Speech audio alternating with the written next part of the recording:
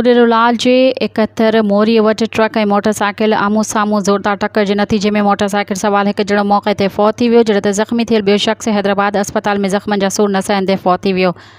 ख़ैबर वेझो उडेरोलाल रोड़ी केनाल जे 71 मोरीअ वटि ट्रक ऐं मोटरसाइकिल में ज़ोरदार टक्कर थी पियो, जंहिंजे नतीजे में मोटरसाइकिल ते सवार अब्दुल शकूर ख़ैबर मौक़े ते ई फ़ौत थी वियो, जॾहिं त साहिब ॾिनो महर सख़्तु ज़ख़्मी थी पियो। ज़ख़्मी थियल खे मक़ामी पुलिस तालका अस्पताल मटियारी पहुचायो, जितां फर्स्ट एड मिलण बाद हालत नाज़ुक हुजण करे खेसि सिविल अस्पताल हैदराबाद रेफर कयो वियो।